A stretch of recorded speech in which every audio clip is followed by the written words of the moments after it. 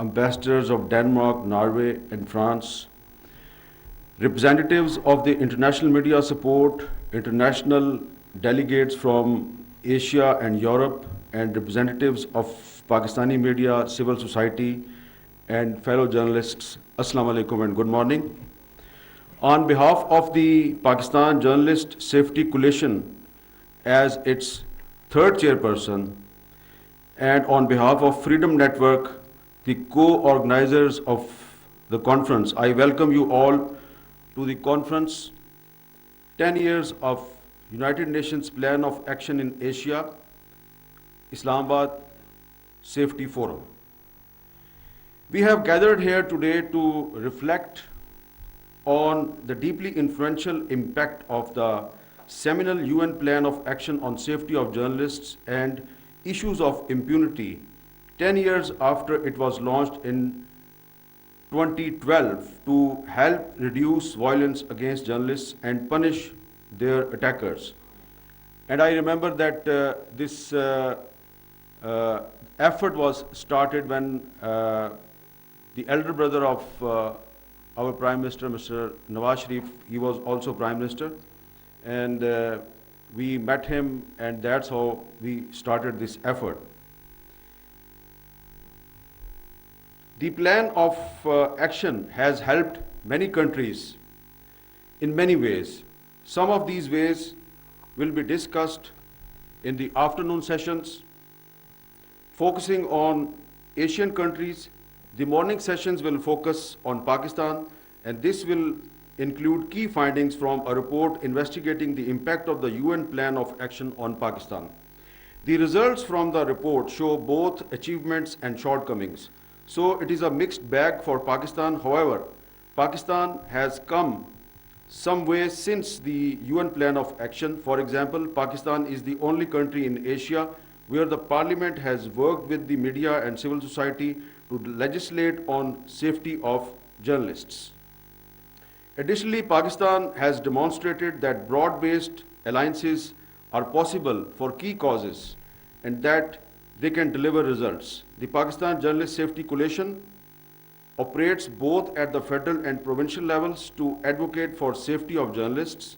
It includes media associations, political parties, parliamentarians, national human rights commissions, digital and human rights groups, medical support groups, union of journalists, and press clubs.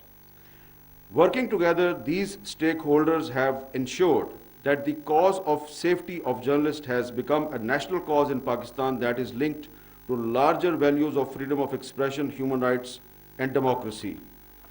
Their success has meant that Pakistani society now sees attacks against journalists and intimidation of media as an attack on democracy itself. In this way, the struggle of journalists is nurturing democracy in Pakistan, and this is not a small achievement. With these pluses, there are some minuses. There have also been a major reduction in the levels of murders of journalists in Pakistan since the UN Plan of Action galvanized Pakistani journalists and civil society to unite against the attacks. But murders still happen. Sometimes Pakistani journalists are not safe even outside Pakistan, like Arshad Sharif. The murders of only 2 journalists out of 53 journalists killed in Pakistan in the last 10 years have been convicted. And Pakistan must improve its capture and conviction of attackers of journalists. All the journalists killed in the line of duty, including Arshad Sharif, must get justice. And we are thankful to Prime Minister Shehbaz Sharif that he wrote a letter to the Chief Justice of Pakistan for making a commission to investigate the assassination of Arshad Sharif. And last year when Prime Minister Shehbaz Sharif was in opposition and our colleagues Asad Tur and Absar Alam were attacked in Islamabad, so he not only visited them but also raised voice against violence against journalists. Now he is the Prime Minister, and we hope that he will try his level best to find out the culprits who attacked Asad Tur and Absar Alam. The Pakistan Journalist Safety Coalition thinks the following steps can dramatically help reduce impunity of crimes against journalists in Pakistan, so that Pakistan not only has the world's best laws on safety of journalists, but also the safest journalists in the world. The federal and Sindh laws on safety of journalists were unanimously passed by National Assembly and Sindh Assembly last year. The federal and Sindh governments must immediately notify the safety commissions under these laws so that they can be operationalized and journalists start benefiting from them. Laws were passed, but we are still waiting for the implementation. The Safety Commission must be provided funds, offices, staff, and technical resources to do their jobs. The journalists of Balochistan, Khyber Pakhtunkhwa, and Punjab also deserve special laws for their safety like their counterparts in federal and Sindh jurisdictions. The ruling and opposition parties must show unanimous support to pass similar laws in these three provinces immediately. The Safety Coalition is already advocating with these provincial assemblies to fast-track this process.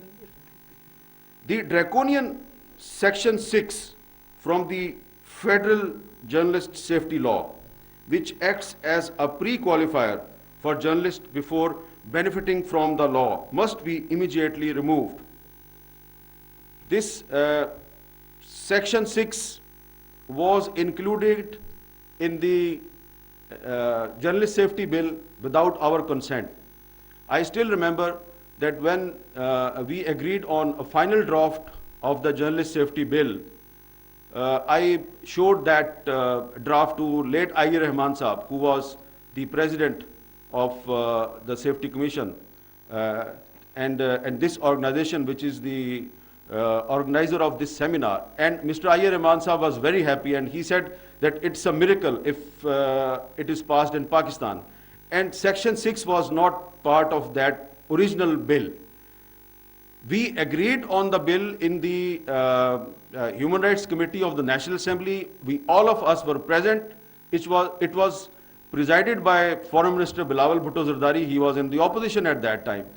After that meeting, Section 6, which is a censorship clause, was mysteriously included in that bill. So we demand to remove that censorship clause in the Journalist Safety Bill. There is already support from both government and opposition parties for its removal, and this should happen quickly. Combating cybercrime is essential to safe internet, but this must not be an excuse to hound media practitioners. As repeatedly stated by the Honorable Islamabad High Court, journalists must be taken out of the purview of any restriction on online expression through laws such as PICA or other regulations. The federal and provincial government must announce support for an end to restrictions, attacks, and intimidation of women journalists, both offline and online, because without women's safety able to practice journalism, Pakistan cannot have public interest journalism.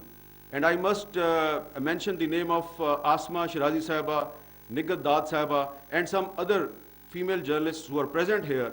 And they are living example of courage and bravery, because they faced online harassment very bravely, and we must salute their bravery.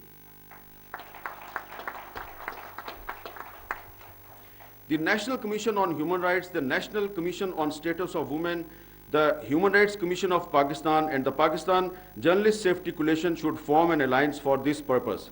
Ahead of general elections next year, all political parties registered with the Election Commission of Pakistan must include a separate section in their manifesto guaranteeing safety of journalists, freedom of expression, and right to information. We believe these widely supported steps can dramatically put Pakistan in the top ranks of the safest countries to practice journalism. In the end, I would like to thank my colleagues at the Pakistan Journalist Safety Coalition, especially Iqbal Khatak Saab and Adnan Rahmat Saab, for facilitating this conference, UNESCO, the Pakistan Federal Union of Journalists, and the international media support, Reporters Without Borders, for supporting cause of India freedom and safety of journalists throughout these years. And we are all grateful to the Prime Minister, Mia Mohammad Shehbaz Sharif Saab, and his Information Minister, Saiba, who is not here due to a death in her family, for their gracious time and support for the journalists for Pakistan. Once again, thank you, all of you.